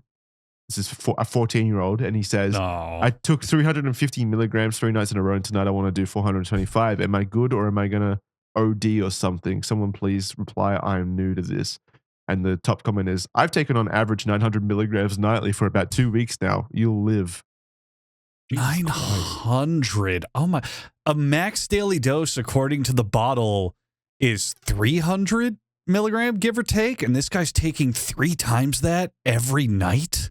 Again, this my is God. And a 14-year-old kid who's like new to this. And the people are just like, yeah, dude, you should do it. You should. Well, it's funny that's the approach, because who sits there and goes, I think I'm going to take up Benadryl addiction. I liked Fortnite, but Benadryl addiction's where it's at, man. Gotta ask for advice. Another comment says, tolerance would be crazy. Your liver would hate you. But I've done the same, and I didn't see any difference in the high. Just not a lot of hallucinations. So on one hand, saying high doesn't even your liver will kill you, but your liver will die if you do this much. But I've done it, and it's actually pretty awesome. So you should do it, 14-year-old. Yeah, fuck him. Another comment says, yes, you can. Just keep hydrated tonight and tomorrow through the day. No one's telling this 14-year-old kid, hey, drug abuse is not good for you. Don't do it. Don't start this journey. See, I feel like in the other communities, they would have been like, oh, no minors, or, oh, you're a kid, get out of here. Because there was some semblance of community. This is just a rat pack of degenerates all trying to kill each other with Benadryl. Like this trying to get each other fucking drug addicted, even though it seems like it's mostly children as well. Every man for himself in this one. Like shit. God damn. Another post. Male 17, help. Hey guys, so I'm 17-year-old male UK. I've been struggling with a lot lately, blah, blah, blah. Basically talking about I need to numb myself for once with whatever, and this is what I have. Help trips at me. If you're going to clown me in the comments, just don't. Seriously, thanks everyone. And then the top comment is Hey, I live on the other side of the world, but enjoy your trip. I hope shit gets better for you. Oh my God. This is a teenager. This is a teenager writing an actual cry for help and says, hey, this is a great solution to my problems. I'm going to just take a fuckload of Benadryl and disassociate. That's a good solution to all of this. And the advice is, yeah, man, go for it. Good luck. Enjoy it. That's yeah. Holy shit. Man. Oh my God. It's actually scary how much drugs have been normalized. This doesn't even sound fun. So if you look at if you look up, hey, what sort of an effect does alcohol have on the body? You'll at least initially read, euphoria. It makes you relaxed. You feel more comfortable around people you may not know. I'm reading about Benadryl right now. Intense physical discomfort. This is like regular, like a Benadryl high, by the way. I didn't ask about overdose. Just a regular high. Extreme drowsiness and sedation. Heavy limbs. Extreme dry mouth, a cotton mouth so severe it can be painful and makes swallowing and speaking difficult, blurred vision, restless legs, urinary retention, which is multiple people on the sub have talked about. I can't pee. Yeah. Yeah. A very uncomfortable and sometimes painful inability to urinate. 2, cognitive impairment and delirium, profound confusion, inability to think clearly, form coherent thoughts, short-term memory loss, forgetting what you were doing or saying seconds ago. Users often find themselves starting a task and having no idea how they got there. I get upset when that happens to me when I'm sober. That's super fucking annoying. You know when you walk into a room and you're like, wait, what was I doing? Why am I here? Difficulty speaking, hallucinations, and by the way, the hallucinations aren't even fun. Auditory hallucinations, hearing voices, mumbling, music, or footsteps that aren't there. Yay. Why would you ever choose to do this? I know, like, yeah, I want to get high and hear footsteps behind me while I'm alone at home. Most people who are normal go, oh, I need to knock the fuck out and have my allergies go away and just get a good night's sleep. So most people take it and they go, okay, good night. But then you have these people where it's like, no, I'm going to fight the demons. I'm not going to hell. I'm staying here and bringing them with me. Holy shit. Yeah. It's fucking ridiculous. Oh my God. Listen to this. Sorry, hold on. Last one. Mundane objects, still on hallucinations. Seeing things like translucent objects, fake cigarettes, fake cigarettes that you try to smoke, quote, phantom cigarettes. Or your phone in your hand when it's not. This is no exaggeration, one of those skits you'd see on Saturday Night Live for a drug that doesn't exist, where it's like, Trozahol will help you with your depression. Side effects include suicidal thoughts, arson, exploding diarrhea, liver pancreas, like all these things that are obscene. That's what this is. Also, the last one, I don't know if you heard, but like your phone may... you hallucinate your phone in your hand when it's not. Like, imagine such a lame high. You stare at this 14-year-old, this 15-year-old, and he's like, he thinks he's scrolling TikTok, and he's just staring at his blank palm. How lame. I feel drunk. I feel really bad for these kids, man, because like they're trying to reach out to some semblance of a community, and they are getting the worst humans on the planet, encouraging them to do horrible things. Jesus Christ. All right, so this next one says, how many should a beginner take? I'm 5'2", 100-pound female. I took 5 last night and it didn't work. Someone replies saying, nope, but you're about the same as me. I can't stop you, but stay under 350 milligrams, aka anything under 14 pills. And then my God. OP replies saying, can I take some again? It's 11:10 a.m. I took it last night at 8 p.m. And the person replies saying, I wouldn't start that habit, to be honest. Once you're physically addicted, it's going to be fucked. And then the OP replies saying, telling me not to start it won't do anything. How many people have replied that on this Reddit page and have not succeeded? This will just add to it. So, this insufferable attitude of a drug addict. Who wants this? This is just self-harm. It really is. Another post reads, giving myself a reminder for tonight's 800 milligram trip. And then it's a picture of a letter that they've written on that says, everything is okay. You took Benadryl. None of it is real. Fantastic. The text below reads, don't mind my horrible handwriting. I guess I'll see if this helps because I've heard people suggest this in the past. I'm experienced but never tried this before. It's a good reminder for when you're peaking. So, I mean, yeah, it sounds fucking awesome that you have to write a little safety note that lets you know, hey, the demons and the spiders and shit aren't real. They won't hurt you. Man, other drugs have at least some allure I can see. Like, oh, you take heroin and your dopamine receptors fire on infinite. You take this and that and everything's whatever. Benadryl really does just seem like, welcome to the nightmare zone. Enjoy your stay. Yeah, there's like, if I told you, like, okay, sell me on it. You want to turn me into a junkie? Like, give me an upside here. Every other drug, I can at least, like, hypothetically see, okay, well, fentanyl, sure, alcohol, weed, okay, I see the appeal, benzos, but this doesn't sound fun at all. Even at the best of times.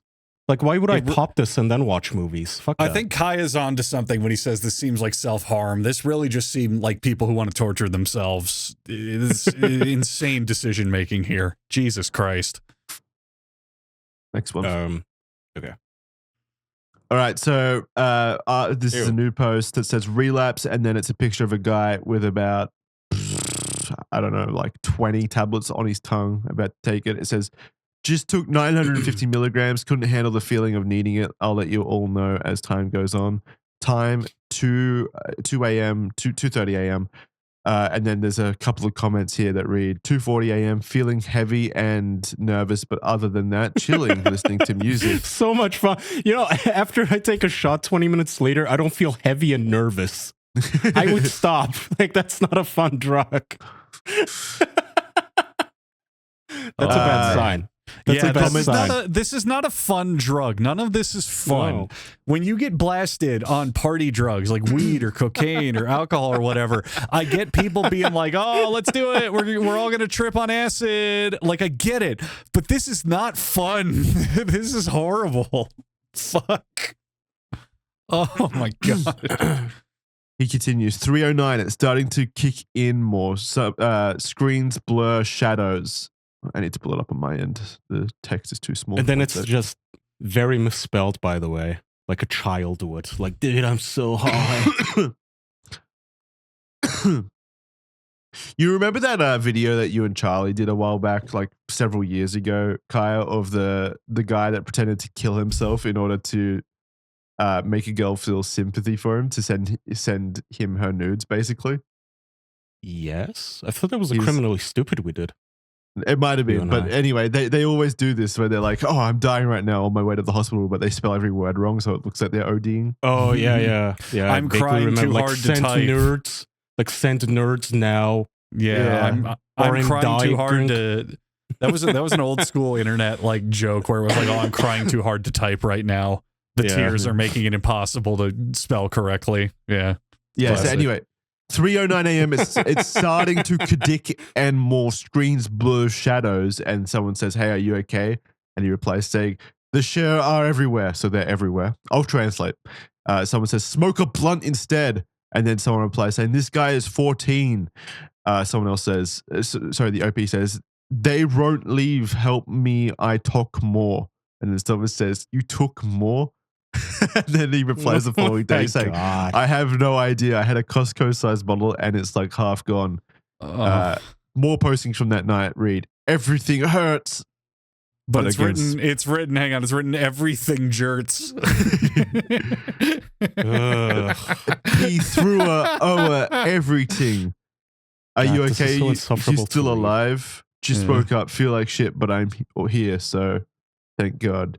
He might have OD'd. Oh, yeah, totally. This one is absolute horseshit. There's 0% chance he swallowed him. I bet you he spit him out after the photo, because no one goes through that many pills and then says they took more, downed an industrial-sized bottle or half of it, and then, 20 minutes later types perfectly normal, goes, oh, I just woke up and I feel bad, but I'm here. No way. Yeah. You'd be in the fucking hospital. This one is bullshit. This is attention-seeking.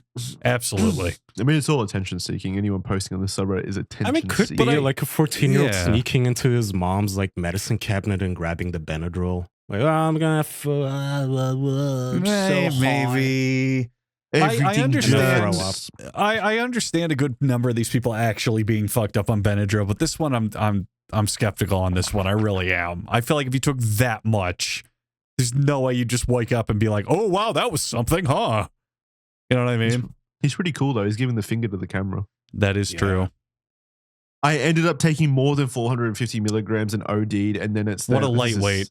The fucking cringe. Yeah, in a pussy. hospital, a picture of them in a hospital bed with their arm, and they've got like, you know, those kid band-aids with the like teddy bears on their arm as well, Aw. which is just fucking sad. Yeah. Fucking And loser. then, so this is a fucking kid. This is a kid in the bed that's OD'd, and the top comment is, "It happens. I've never been to the hospital for a dose Wow. below 2,500 milligrams, though. 100 tablets. Face palm.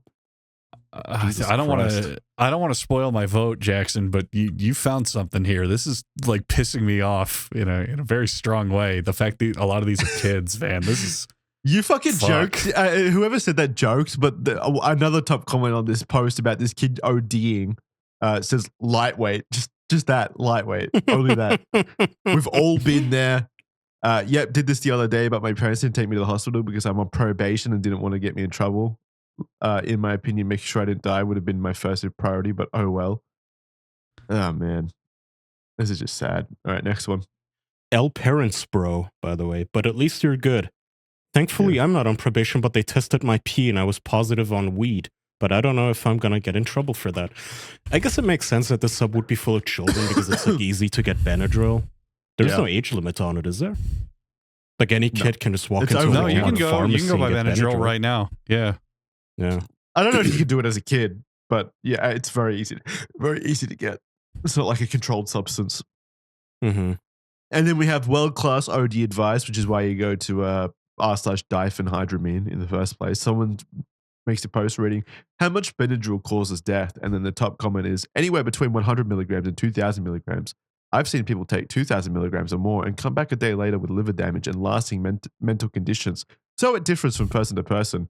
If you're going to OD, don't use Benadryl due to how unpredictable it is, and you could more than likely just end up a yellow retard. So basically, don't take this drug to OD. The advice is take another drug to OD. It's not like this is a cry for help, and they're just like, nah, this won't kill you. Try something else instead. Fucking awful. Well, I actually agree. Like, don't take Benadryl if you're gonna go out, right? Like, do a fun drug at least if The you're gonna fucking advice is kill don't yourself. OD. The advice is, hey, Well, you know, now hold on. don't kill yourself. Well, we'll talk Alright. about it. Yeah. Yeah. alright. Okay, so It's that's not up to us to judge. That's r/diphenhydramine. This way you can vote for which community was worse. What was last week's contestant? Ooh. The plusher files. Plush yeah. plush fuckers, which Plushy we unanimously fuckers. agreed was the least offensive of the ones we've covered. Yeah. So really the argument now is this community worse than r/pet free or r/zero COVID community? Yeah. What do you guys think? Yeah, man. Kaya, do you want to go first? It is children, and it is insufferable Mhm. that they are allowed on Reddit to have these fucking discussions freely. Yeah. Is it still up, that subreddit? Is it just like completely Yes. unmoderated? It's one moderator, and it's active though. It's relatively active, I would say. So it is a pretty fucking bad look for Reddit that they're allowing these kind of communities to foster on their site that encourage each Well, other as children to take drugs. Now, and hang OD. on. You can't blame Reddit for a community with less than 1,000 people on it on I a can. website that gets hundreds of millions of users. Like, they probably don't know it exists. Oh, I find that hard to believe. Yeah, me too. If you made a subreddit with like 7 users that politically doesn't align with the Reddit, they would ban your ass immediately. I know that because they do. Like obscure subreddits get banned all the time. Hmm. I'll take the DHP. benefit of the doubt that they just haven't found this. Regardless, it's something that should be banned. Like they are Yes, actively encouraging 100%. children to 100%. take The pills are drugs. pink too, which is just so embarrassing. It's cute. Yeah, cute They're drugs. just so lame. I gotta Like, the say, whole thing is so cringy. I'm gonna say it's the worst one so far for me. Anyway, I think for the fact that it's them encouraging children to do it, it takes the cake for me. Because what put number one previously was the COVID-free community being child abuse of, oh, I forced them to mask and I forced them to distance and like ruining their lives. But the fact now we've gone a step further. You have kids very clearly asking for help or a sense of community, and a good number of these people are going, yeah, take the Benadryl, take it.